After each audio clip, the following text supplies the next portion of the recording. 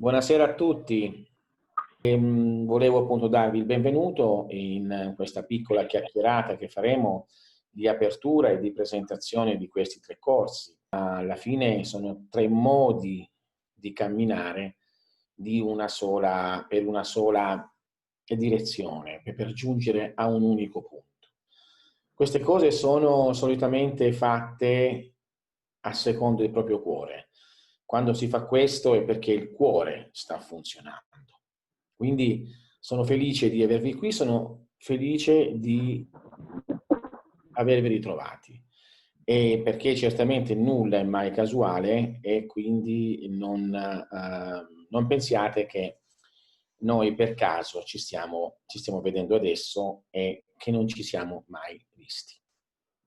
Nulla nell'universo ha azione casuale, come dicevo, perché se così fosse tutto sarebbe un caos. Basterebbe una sola azione casuale per portare tutta la creazione nel disastro assoluto, perché un caos si moltiplicherebbe a sua volta ad altri oggetti, portando il caos. Se c'è una possibilità, il caos sarà sempre presente. Quindi nulla è a caso, il progettista sa sempre tutto di quello che è il suo progetto e quindi se siamo qui nuovamente non può essere a caso. Ce lo ripeto. Vi accolgo con il cuore. Spero che le lezioni che studierete saranno per voi fonte di illuminazione e saranno adatte a ciò che avete cercato con il cuore. Io ne sono sicuro, perché sono state fatte anche esse stesse con il cuore e danno delle informazioni che sono date anche per la prima volta da quando sono apparso per fare questo che sto facendo. Magia, alchimia, deprogrammazione. Anticamente la deprogrammazione veniva chiamata scienza della purificazione, ma io ho preferito chiamarla deprogrammazione per poter mostrare, purtroppo per colpa della religione, qualcosa di differente che non è l'idea classica della purificazione che si ha sempre o si è sempre avuto. Di solito quando non si parla di purificazione si va a immaginare che stiamo parlando di qualcosa di religioso, di settarico o di sofferenza, mentre la vera purificazione niente ha a che fare con queste cose, niente ha a che fare con la sofferenza, niente ha a che fare con tutto ciò, perché, ripeto, fa parte solo di una visione mistica religiosa che vuole portare l'essere umano ad essere completamente assoggettato. Nulla di più sbagliato, cioè l'essere umano cerca la felicità, l'essere umano è la felicità, l'essere umano viene sulla terra per la felicità, poi dimentica questa cosa e quindi si trova invischiato in tante azioni che lo portano poi come una reazione, continuazione, reazione a, diciamo così, immaginare di soffrire, no? Uno dice, ma no, io sto soffrendo veramente. Stiamo immaginando di soffrire, perché se noi osserviamo e avremo modo di osservare molto bene nel tempo veramente le nostre esperienze, ci possiamo rendere conto che questa sofferenza che noi pensiamo non è altro che un pensiero di incapacità di raggiungere la felicità stessa. Per felicità intendo non una cosa materiale, ma intendo la conoscenza di se stessi. L'unica felicità è quella che era scritta nel frontone del tempio di Delfo, no? Di Delfi.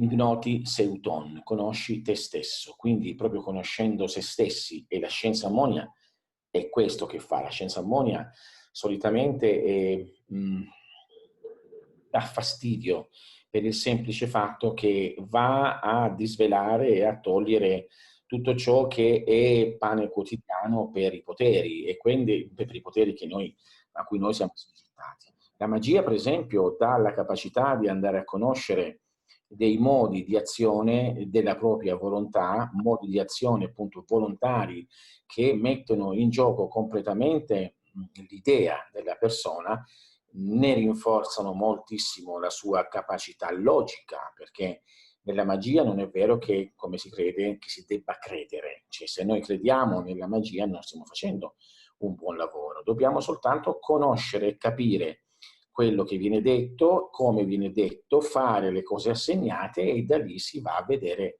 l'azione di per sé stessa di quello che facciamo. Nell'alchimia invece, per esempio, noi abbiamo una via differente, una via delle sostanze, che è una via che si appoggia a erbe, innanzitutto perché l'alchimia vegetale fa tutto e dà tutto. L'alchimia vegetale ha quella capacità di poterci portare anch'essa direttamente a contatto con queste forze vive che nella magia sono visualizzate e sono istituizzate, diciamo, istituite o pensate o quello che sia in una maniera particolare che come forme intelligenti, diciamo senza corpo, forme intelligenti che hanno a che fare con il cosiddetto piano sottile o piano lunare, alcuni lo chiamano piano astrale. Nell'alchimia noi andiamo a entrare in contatto con queste forze cioè, mediante il regno vegetale, che è la conseguente corporificazione di queste energie che per il mago, no, sono energie sottili che chiaramente cioè, si apprezzano nella natura, nella natura e quindi appaiono nella natura. Quindi vedete che sono due tipologie di percorsi differenti ma complementari. Una tipologia che ha a che fare con appunto la forza della volontà, l'altra una tipologia che ha a che fare con le capacità di lavoro e, come devo dire, alchemica, appunto chimica sacra delle varie piante. Quindi la capacità di andarne ad estrarre principi per poter giungere a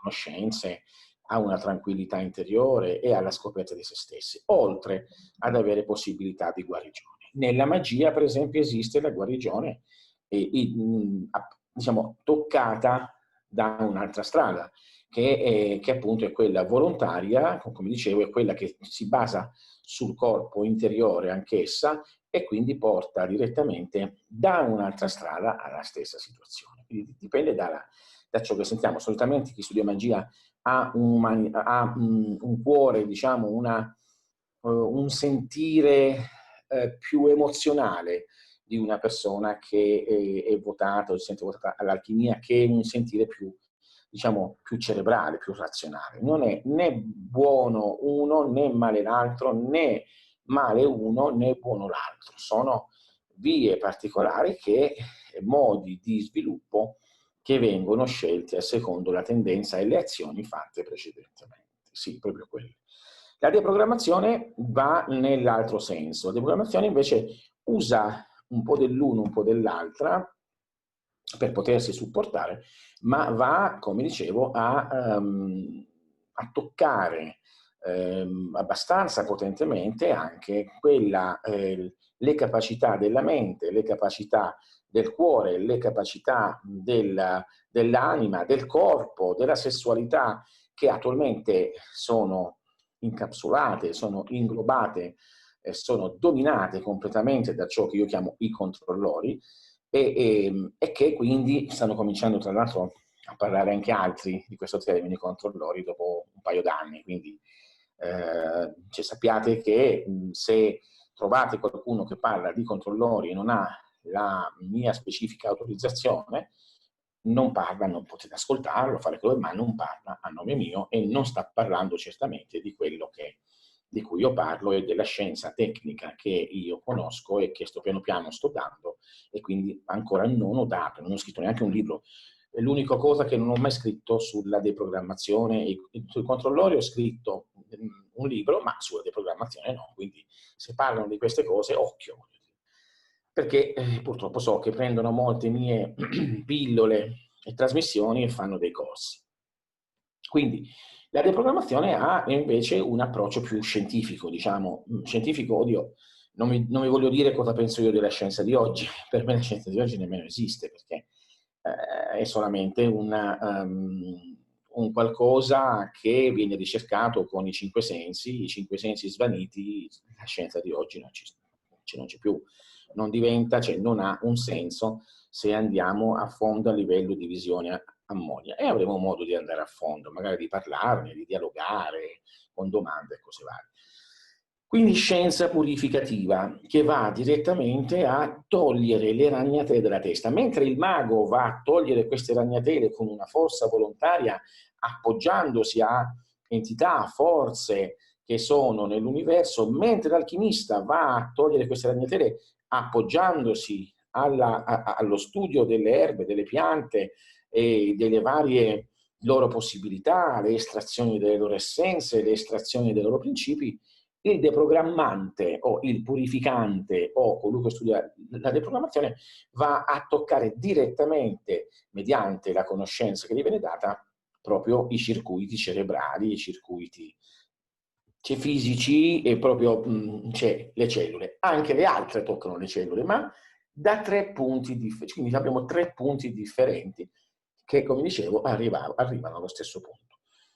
Io sono sicuro che ognuno di voi farà una buona strada, perché sono state fatte queste cose su una base di pensiero e su un'esperienza che ho avuto per tanti anni di guida di persone in privato.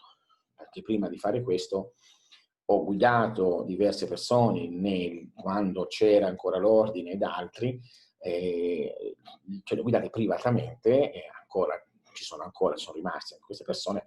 Quindi da questa esperienza fatta ho creato le lezioni che andrete a studiare, perché in questa maniera ho capito cosa era necessario, ho capito quanto era necessario, ho capito quanta istruzione, ho capito che tipo di pratiche, ho capito fin dove all'inizio si arriva, fin dove non si deve fare.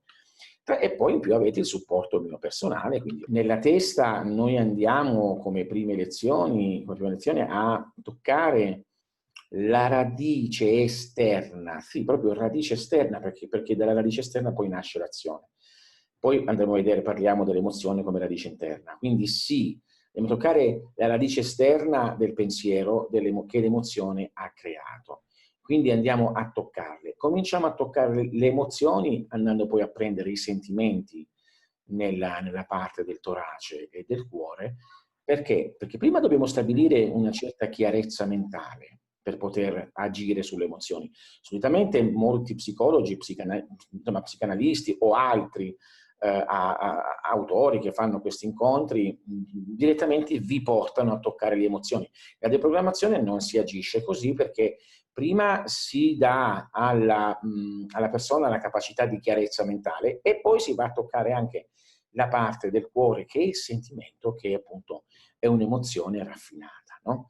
In pratica la passione che si sente con la pancia diventa amore quando tocchiamo, quando noi saliamo su nel cuore, no?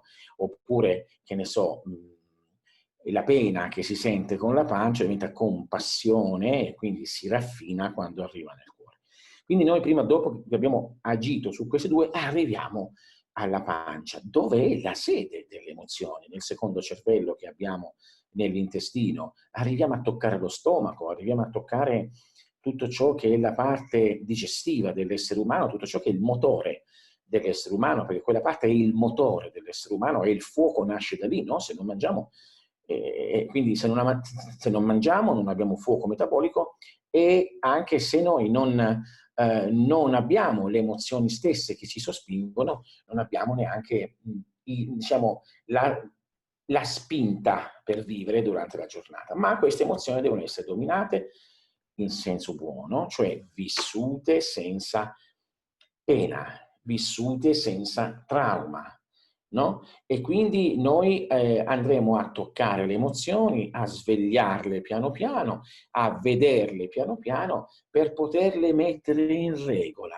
per poterle rendere sì, sempre presenti, ma che non ci stravolgono come prima, che non ci bloccano lo stomaco, che non ci bloccano la gola, che non ci danno l'incapacità di pensare. Per questo che noi prima andiamo ad agire sulla parte del cervello che ci rende più chiari, più limpidi, e sul cuore che ci rende calmi e tranquilli e sereni nell'insorgenza dell'emozione stessa.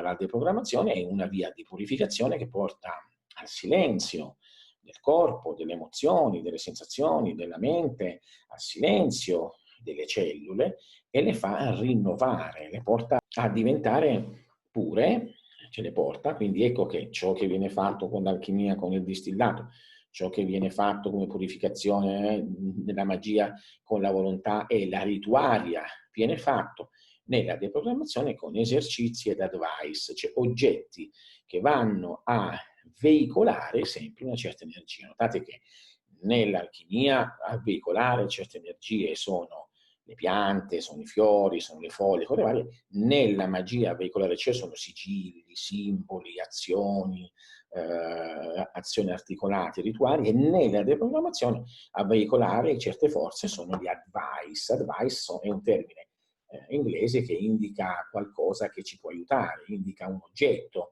per esempio un telefono è un advice, no? Cioè quindi un qualcosa che ci dà una mano, che funziona, quindi un qualcosa che possiamo usare. Quindi gli advice vanno a prendere l'energia che c'è ovunque e che per esempio Reich chiamò orgone, i maghi la chiamano forza astrale, gli alchimisti la chiamano mercurio, quindi abbiamo sempre la stessa cosa, quindi vanno a prendere questa energia, la regolano, la purificano, la ricambiano, vanno a liberare l'energia vecchia dal corpo fisico, dal cervello, dalla gola, dal cuore, dallo stomaco, dagli organi genitali, dai piedi, dalle gambe, dalla schiena, dalle mani. Cioè, per esempio c'è un esercizio iniziale per quanto riguarda la deprogrammazione che va a usare le mani in una certa maniera, si scopre che deprogrammandole è difficile scrivere come si scriveva. Per un po', 5, 10, 15 minuti non si riesce a scrivere. Perché? Perché la mano è stata deprogrammata da come era stata programmata. Questo come prova, no? Per quanto riguarda proprio cioè, la programmazione che noi subiamo. Quindi la deprogrammazione, deprogrammando le varie cose, porta la persona a una specie di pax. Quindi notate le tre, diciamo, possibilità. E non immaginiamo che la via deprogrammativa sia inferiore a una o all'altra. È un'altra via, è una via che per esempio veniva usata in maniera un po' non conosciuta, diciamo non conosciuta all'esterno dal monachesimo. Per esempio il monachesimo la conosceva benissimo, lo yoga la conosce benissimo e quindi va direttamente a appropriarsi di quello spazio che il mago non deve avere perché deve essere dominante, quindi non è possibile che possa essere un prete, cioè non è possibile che sia un, diciamo, misticheggiante, ma altrimenti non domina la natura. Le intelligenze non gli danno ubbidienza. L'alchimista, con la sua capacità intellettiva, deve essere razionale, deve essere molto freddo nell'osservare l'azione dell'alambicco, l'azione delle potenze, vedere se funzionano, se non funzionano, quanto ne ha messo, quanta alcol, quanto... quindi vedete che uno è una capacità di volontà di essere, diciamo, dominante, l'altro una capacità intellettiva di controllare, diciamo, le situazioni. Mentre l'altra ancora porta nella pace, no? Nella pace interiore. Andando a deprogrammare si tolgono i nodi. Togliendo questi nodi, le energie che fluiscono dentro di noi e che sono state annodate o che hanno avuto deviazioni durante la nostra vita, tutte queste cose qua vanno ad essere ripristinate. Vanno ad essere ripristinate e ci troviamo a tornare così come nella magia, così come nell'alchimia, lo ripeto, c'è questa triangolazione, a tornare ad essere come bambini, puliti, perché si sa benissimo che un alchimista via via che prende sostanze si purifica, un mago via via che pratica rituali interiori e conoscendoli si purifica, un praticante di arte deprogrammatica o deprogrammativa va via via che si deprogramma, si purifica. Ecco che abbiamo le tre vie, che prima erano una, anzi c'era anche di più, perché prima nell'antica scienza per poter comprendere bene queste cose si veniva iniziati all'astrologia, quindi a studiare l'astrologia vera. Allora, cos'è la deprogrammazione? Passiamo a presentarla. La deprogrammazione è quella scienza che anticamente veniva chiamata purificazione, ma rivista e corretta nell'ordine ammonio ed in maniera molto scientifico. Quindi non abbiamo pratiche religiose, non abbiamo pratiche di sofferenza, non abbiamo pratiche di, che ne so, di purificazioni che come prima si usava il cilicio, si usavano le penitenze e cose varie. Abbiamo una pratica particolare che si basa sugli advices. Advice è un termine inglese per dire strumenti che anticamente appunto venivano chiamati solamente strumenti. Quindi cosa sono questi strumenti? È la parte più importante della deprogrammazione stessa. In pratica si è notato che nel corpo, questo qui negli anni, nei millenni, che nel corpo umano, aspettate, ecco, ci sono dei percorsi particolari che sono percorsi nel corpo di blocchi, pratica blocchi energetici che si formano naturalmente durante l'istruzione della persona da quando è bambino fino a quando ci muore. E quindi ammettiamo, ora io ho fatto delle cose a casaccio, per esempio uno di questi blocchi è così, no? Un altro di questi blocchi che uno poi andrà a vedere direttamente negli advice è in questa maniera.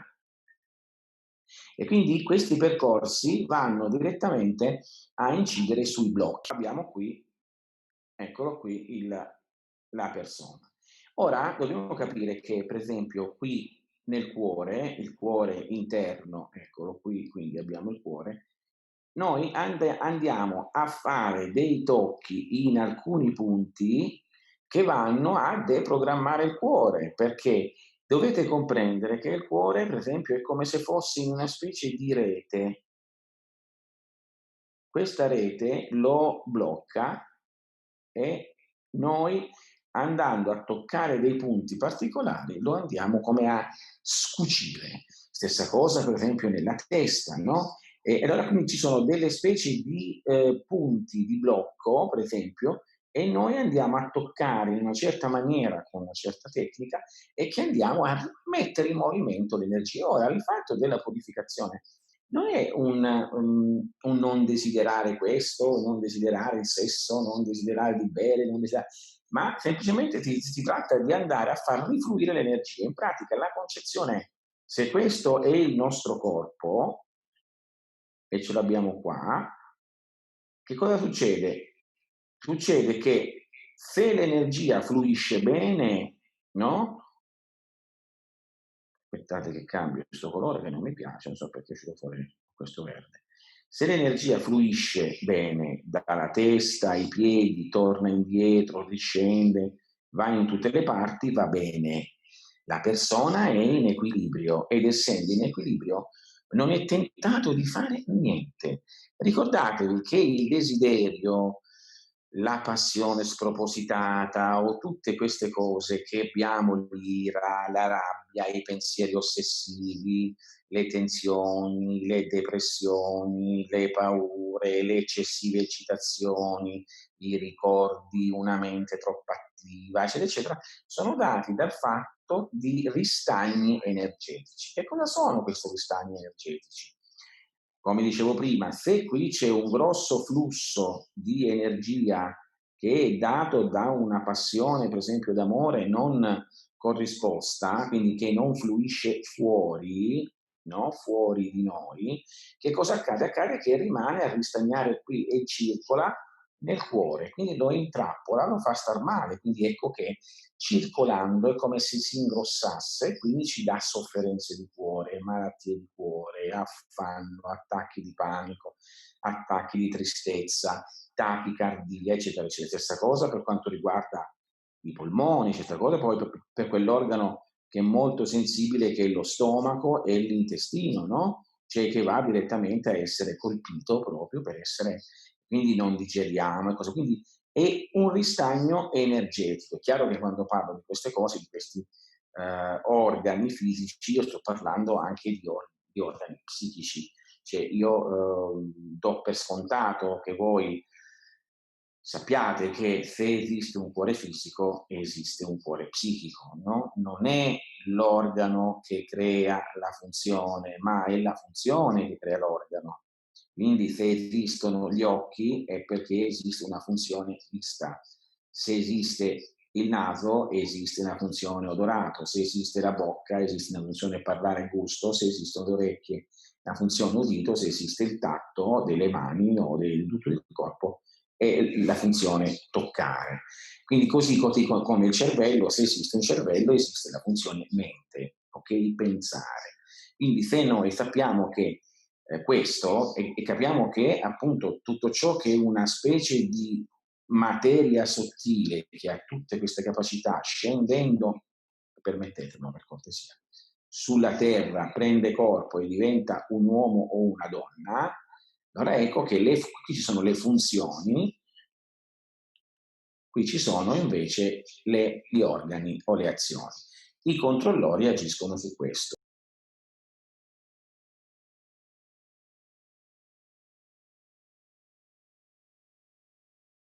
I controllori sono, come dire, sia fisici che iperfisici. Parlando di quelli fisici possiamo avere un'idea di controllore anche con questa penna, no? Questa penna io so che è una penna, cioè, no? È uno stilo in pratica, e so che serve per scrivere, quindi mi controlla già di sé perché quando la vedo mi ispira un pensiero e quindi mi porta questo pensiero a controllarmi perché io la userò per scrivere. Va bene? Quindi questo è già un controllo di per sé stesso. Chiaramente controllori, senza adesso entrare in delle cose abbastanza, no, cioè metapsichiche, che ne parleremo tra poco, sono anche i genitori, sono anche la scuola, sono anche la politica, sono anche la religione, le credenze, anche il controllore, il cibo per esempio noi abbiamo una settimana da 1 a 7 giorni, mi ricordo che mia mamma il lunedì faceva una cosa, il martedì un'altra cosa, il mercoledì un'altra cosa, il giovedì un'altra cosa, il venerdì un'altra cosa, il sabato un'altra cosa, la domenica un'altra cosa. Quindi c'era anche il controllo settimanale che viene dato e che veniva dato. Oggi le cose non sono più così, però immaginatevi prima le persone, no? Sotto la Chiesa o sotto tutte queste istituzioni come erano controllate. Oh, beh, alla fine anche il calendario, no? Come dico spesso, il calendario è un controllo assoluto perché ti dice da quando inizia una cosa fino a quando finisce un'altra cosa, e quindi le feste comandate, tutto quello che devi fare, i ritmi, quindi è un controllo anche quello. Quindi alla fine questi sono diciamo, i controllori semplici. Ci sono i controllori sottili.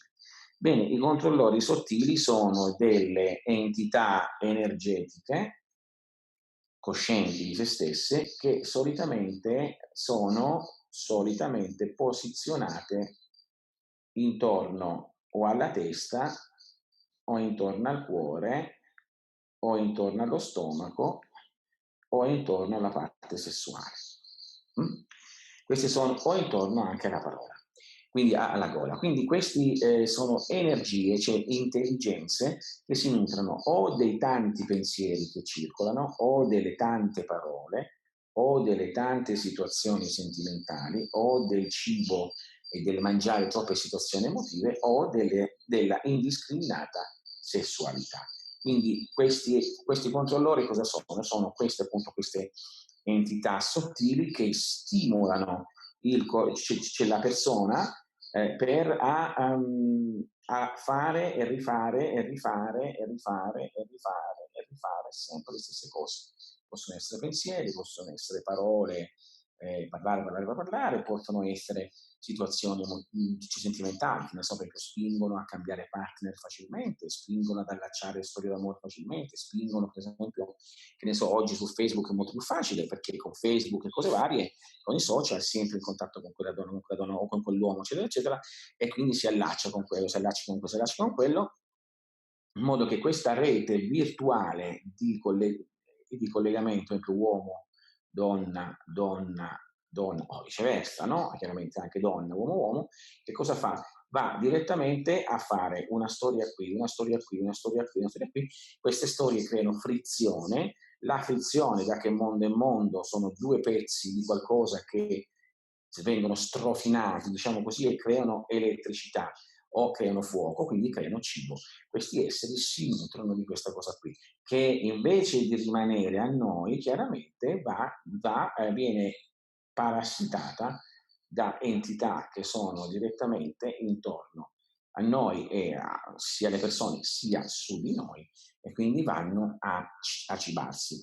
Questo allora ecco che queste entità, queste intelligenze sottili che potrete anche tranquillamente percepire nel prosieguo della via, spingono a fare delle cose e a programmarli. È chiaro che può succedere, è molto facile, anzi succede che per esempio se siete sposati, siete fidanzati o quello che sia, questi controllori sottili possono agire per avere da voi qualcosa su altre persone. Quindi, che ne so, su una persona con cui voi siete d'accordo o che non potete dire di no, e quindi per esempio sulla moglie, sui fidanzati. Per esempio un controllore solitamente lo troviamo quando ci si incontra fidanzato o fidanzato, e la fidanzata, molto spesso la donna perché è molto più sensibile, è uno un po' particolare. Allora si dice: cosa c'hai? Non lo so. Cosa senti? Non lo so. Cioè tutti questi problemi che possono nascere in una coppia, che non si sa, però il senso di insoddisfazione, il senso, questo è preludio a un'azione controllante, perché difatti anche gli antichi lo conoscevano, per far capire cosa intendevano, dicevano: se per caso all'improvviso dentro la tua anima senti un senso di tristezza improvvisa, in quell'istante un elementale, il controllore, è passato attraverso di te e tu l'hai percepito, che quello è il loro modo di essere. Sono sempre alla caccia di cibo. Oh, l'arte del programmante porta a appunto giungere a conoscere questi controllori di diversi livelli e quindi a poterli debellare.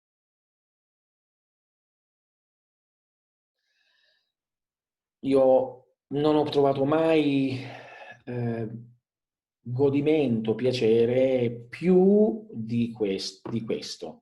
Cioè, in pratica, eppure ho studiato cinema, ho studiato letteratura, ho scritto libri, scrivo libri, ho scritto sceneggiature, ho avuto a che fare con mondi fisici molto belli, ho studiato letteratura, ho studiato filosofia, ho studiato, non c'è niente da fare, non c'è paragone con il piacere interiore, la conoscenza, l'illuminazione, la sacralità che si va a scoprire nelle antiche scienze, e mi piange il cuore vedere il mondo attualmente com'è, perché il mondo è sporco nella maniera che la mente è sporca. Se la mente non fosse sporca il mondo sarebbe pulito.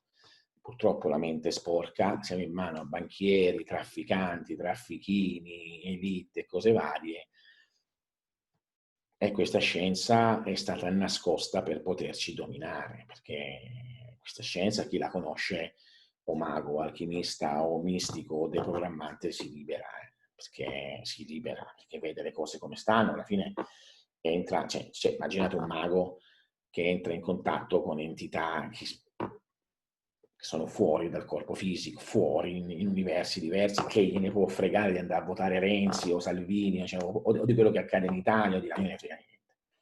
Un alchimista che vede i miracoli della materia che spariscono, che vede la materia che lo trasforma, che comincia a vedere entità diverse, comincia a vedere mondi diversi, ma che gliene frega. Un mistico o dei programmanti che entra in uno stato interiore di comprensione profonda, di visione della libertà vera, ma che vuoi che gliene frega di tutte le cose che accadono? Cioè, entrate in una dimensione che, come diceva poco fa una persona che ha fatto alchimia e deprogrammazione, poi dice: ora che vedo, a me viene un'ira fortissima, un'ira talmente grande per quello che mi hanno fatto, una persona abbastanza inquadrata, e quindi ha visto finalmente la programmazione. Io gli ho detto: non ti arrabbiare, perché più ti arrabbi, più dai cibo ai controllori, cioè ossia esseri sottili creati appositamente o da voi stessi senza saperlo, o da esseri di un certo tipo, quindi con l'elite che conoscono queste tecniche, li creano i controllori per potervi dominare. Quindi, perché come li potete creare voi questi controllori, e quindi parliamo di capacità creativa del pensiero, che noi creiamo delle larve o i nostri stessi controllori, così vengono creati da chi conosce queste tecniche degli esseri intelligenti per quello che devono fare, che vanno ad interagire con gruppi, società, famiglie, gruppi razziali, agiscono i cosiddetti poi, no? I cosiddetti egregori, che vanno a stabilizzare e a collare le persone. Voglio dire, così è. Quindi ha detto lascia stare, non ti arrabbiare, rimani tranquilla, serena e basta. È l'unica cosa da fare. Noi stiamo andando verso la libertà. Si tratta di voi di farvi veramente cambiare. Non fate come altri, maestro, maestro, cambiami, ma lasciami come sono. Fatevi cambiare veramente, cioè andate avanti e lavorate sul serio, perché diceva Cristo, al di là di crederci o non crederci, dico sempre, lavoriamo, fratelli miei, perché si fa sera e non sappiamo quando il padrone di casa viene e deve trovare tutto preparato. Il padrone di casa era la morte. E grazie a voi di essere tornati. Ora che siete tornati per l'ennesima volta, datevi da fare. Un bacio.